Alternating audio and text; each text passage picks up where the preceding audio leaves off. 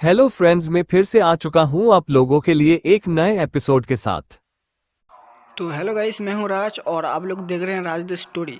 तो आज का वीडियो शुरू करने से पहले मैं आप लोगों को बता दूं, अगर आप लोग चैनल पर नए आए हो तो प्लीज़ चैनल को लाइक, सब्सक्राइब एंड कमेंट जरूर कर देना। तो शुरू करते हैं आज का स्टोरी, तब तक के लिए बाय बाय। CH 194 ट्रैक्टर का कमाल प्रतियोगिता का आरंभ। शौर्य ट्रैक्टर को लेकर खेतों में पहुंच था, तभी वहां गुरुकुल के कुछ आचार्य वहां एक वरिष्ठ आचार्य के साथ आए हुए थे।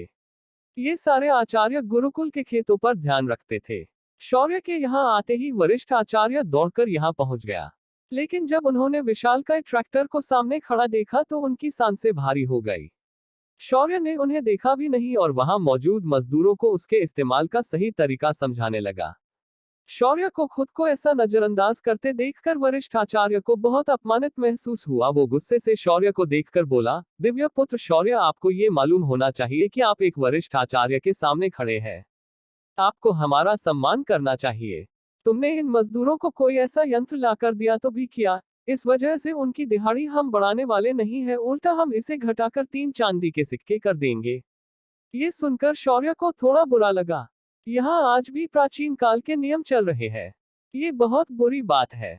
शौर्य ने अपना सिर हिलाया और उन मजदूरों को देखकर बोला, मेरे प्यारे लोगों, अभी अपने इस आचार्य की बात को सुना है तो मुझे ज्यादा कुछ कहने की जरूरत नहीं है, पर मैं आपको एक बात बताना चाहूंगा कि अगर मैं आपका प्रधानाचार्य बन गया तो मैं ऐसे आचार्यों को उल्टा लटकाकर तुम लोगों के सामने पीटूंगा। ये सुनकर वरिष्ठ आचार्य को गुस्सा आया, पर वहां मौजूद मजदूरों को बड़ा अच्छा लगा। वरिष्ठ आचार्य ने शौर्य को देखते हुए कहा, ऐसे दिन में सपने देखना बंद करो। प्रधानाचार्य इस आयाम के सर्वशक्तिशाली साधक है। उनसे जितना मुश्किल ही नहीं, नामुमकिन है। ये सुनकर शौर्य उसे देखते हुए बोला, उसकी चिंता तू मत कर और निकल यहाँ से और उस दिन का इंतजार कर जिस दिन मैं तुम्हें उल्टा लटका कर पीटूंगा। ये सुनकर उन आचार्यों को गुस्सा तो बहुत आया, पर शौर्य से उलझने की उनके अंदर हिम्मत नहीं थी। खासकर तब जब उसने पानसिंह जैसे कातिल को अपने हाथों से मारा था। ऊपर से उसके खास शरीर के वजह से यू के ऊपर किसी भी तरह का आध्यात्मिक हमला असर नहीं करता। शौर्य के अजीब शरीर की चर्चा पूरे गुरुकुल में हो रही थी। जिसने भी इस अफवाह को उड़ाया था उसे शौर्य मन से धन्यवाद देना चाहता था। इस वजह से अब वह बिना तत्व सिद्धि का उपयोग किए भी बाकी लोगों को पीटने के लिए आजाद हो चुका था। शौर्य के उल्टे जवाब और उसके द्वारा बार बार किया अपमान सुनकर वह वरिष्ठ आचार्य वहां ज्यादा देर तक नहीं रुका और अपने साथियों को लेकर वहां से निकल गया। शौर्य ने उनके जाते हुए वहां मौजूद लोगों को ट्रैक्टर चलने की विधि अच्छे सक्षम दी और उसके औजारों को जोड़ना भी सिखा दिया। साथ ही कुछ छोटी मोटी बातें भी उसने उन्हें सिखा दी। शौर्य इस आधुनिक औजार के जरिए यहाँ काम कर रहे मजदूरों के जीवन में एक नई क्रांति लाना चाहता था। शौर्य को अच्छे पता था को इन मजदूरों को उनकी अपनी जमीन भी दी गई थी, पर वो लोग उसकी ओर ध्यान नहीं दे सकते थे क्योंकि गुरुकुल की जमीनों को ही कसने में उनका सारा समय निकल जाता था। ऊपर से वरिष्ठ आचार्य और बाकी आचार्य आकर उन्हें कर और आय के लिए बार बार परेशान करते थे। शौर्य ने यू की मजदूरी की समस्या को तो हल कर दिया था, पर उन्हें बीज और बाकी चीजों की मदद अभी नहीं कर पाया था। शौर्य ने जब अधिक पूछताछ की तो उसे पता चला कि इन किसानों की जमीनें हल्के प्रांत की थी और उपजाऊ जमीन पूरी तरह गुरुकुल के नियंत्रण में थी। पहाड़ियों के उस पार की जमीनों के साथ भी ऐसा ही था। ज्यादातर उपजाऊ जमीनें आश्रमों के नियंत्रण में थी। शौर्य इस परिस्थिति को बदलना चाहता था। वह जब गुरुकुल पहुंचा तो उसने गुरुकुल के ग्रंथालय से यहाँ के जमीन का विभाजन की सारी जानकारी निकाली और फिर उसके अनुसार उसने अपने दिमाग में कुछ योजना बनाई और वापस अपनी पहाड़ी पर आ गया। उसने सबसे पहले बाहर जाकर कुछ अनाजों तथा सब्जियों के अधिक ताकतवर बीजों को लाया। उसके साथ ही उसने सिंचाई की मोटर और साथ ही कई प्रकार के खाद को खरीद लिया और सारा सामान लेकर शौर्य वापस शंभाला लौट आया। दूसरे दिन गुरुकुल में वार्षिक प्रतियोगिता का आरंभ होना था, इस वजह से शौर्य ने मजदूरों को सुबह जल्दी खेतों में पहुंचने के लिए कहा और उसने लिए हुए सारे बीज और मोटर को उन्हें दे दिया, साथ ही उनको 4 नए ट्रैक्टर भी लाकर दे दिए। इनके इंजन शौर्य ने खुद रात भर जागकर बनाए थे।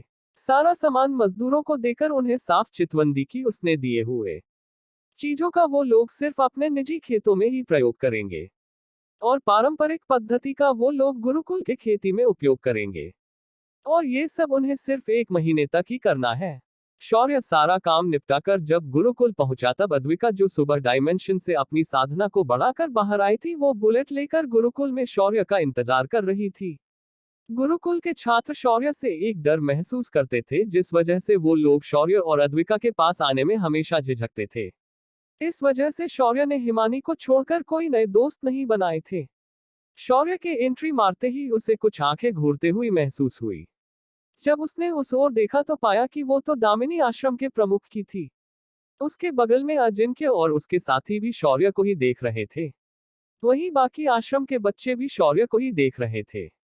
तभी शौर्य ने देखा कि वंश और वंशिका भी उसकी ओर चलते हुए आ रहे थे। उन्होंने शौर्य को देखा तो पहले थोड़ा झिझक गए, फिर एकदम आत्मविश्वास के साथ वंश शौर्य से बोला, देखो हमें पता है कि तुम बहुत शक्तिशाली हो, पर यहाँ पर जो मुकाबला होने जा रहा है वो सहस्त्रार चक्र पार करने वाले साधकों के बीच का है। साधना के इस स्तर के छात्र के पास कई सारी तत्वसिद्धियां शक्ति है, तो मैं चाहूंगा कि तुम आज सबसे आखिर में उतरो।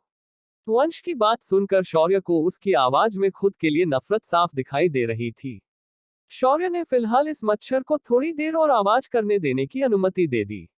शौर्य ने उसकी बातों की ओर ध्यान ना देते हुए बेंच पर जाकर बैठ गया। तभी गुरुकुल के एक वरिष्ठ आचार्य स्टेज पर आए। उन्होंने मुकाबले की श्रृंखला को सभी के सामने लगे टीवी पर दिखाया। शौर्य ने देखा कि गुरुकुल को पहले राउंड में बाय मिला है और उनकी टीम सीधे दूसरे राउंड में चली गई है। शौर्य को ये अच्छा नहीं लगा। बाकी 6 आश्रमों का मुकाबला शुरू हो गया था। शौर्य ने देखा कि हर आश्रम से एक छात्र को आगे भेजा गया था और वो आपस में अपनी अपनी तात्विक ऊर्जा से एक दूसरे को हराने की कोशिश कर रहे थे। लेकिन अंत में शौर्य को लगा कि तात्विक ताकतों के मुकाबले सामरिक आश्रम के योद्धा ज्यादा ताकतवर थे। इन्हें सामने वाले के मंत्र को पढ़ने से पहले ही उस पर हमला करने में महारत हासिल थी। सामरिक आश्रम वाले छात्र भगवे वस्त्र पहने हुए आश्रम से थे। देखते ही देखते मुकाबले का पहला राउंड खत्म हो गया था और इस राउंड में 3 आश्रमों के तीनों योद्धा सही सलामत थे, तो 3 के एक योद्धा बाहर हो चुके थे। अगले राउंड का मुकाबला शुरू हो गया था और इस बार गुरुकुल के विरुद्ध अग्नि आश्रम की तीनों लड़कियां थी। गुरुकुल की तरफ से भी अंशिका स्टेज पर चली गई। शौर्य ने देखा कि दूसरी तरफ से अंशिका के ही उम्र की लड़की स्टेज पर आई है। अंशिका को सभी तत्वों में अच्छी पकड़ थी, साथ ही साथ वो युद्धकला को भी अच्छे से इस्तेमाल कर सकती थी। शौर्य ने देखा कि मुकाबला शुरू होते ही अंशिका अधिक आक्रामक थी और उसने अलग अलग दांव चलकर अपनी प्रतिद्वंदी को जल्द से जल्द हराने की कोशिश की, पर उसकी ये चाल नाकामयाब साबित हुई। उसके सामने खड़ी लड़की ने अंशिका के थकने और उसके ऊर्जा के कम होने का इंतजार किया और खुद की ऊर्जा को जाया नहीं होने दिया था। वो सिर्फ इधर से उधर होकर अंशिका के लिए वारों को बार बार बेअसर किए जा रही थी। जब आंशिक पूरी तरह थक गई तो उसने एक मंत्र बुदबुदाया और अंशिका के चारों ओर एक आग का रिंगन क्यारी बन गया। अंशिका उसके अंदर फंस गई थी और अब तक के हमलों में अंशिका ने अपनी आग की ऊर्जा को पूरी तरह इस्तेमाल कर दिया था, जिस वजह से वह खुद अब इससे बाहर निकल नहीं सकती थी। अंशिका ने अपना एक हाथ ऊपर उठा दिया और अपनी हार बड़े बेमन के साथ स्वीकार किया। अंशिका को वापस आते हुए देखा और अपना सिर नामे हिला दिया। इसे देख अंशिका ने अपना सिर झुका लिया और बेंच पर आकर बैठ गई। उसके बाकी के सारे मुकाबले जैसे तैसे खत्म हो गए और दूसरा राउंड समाप्त हुआ।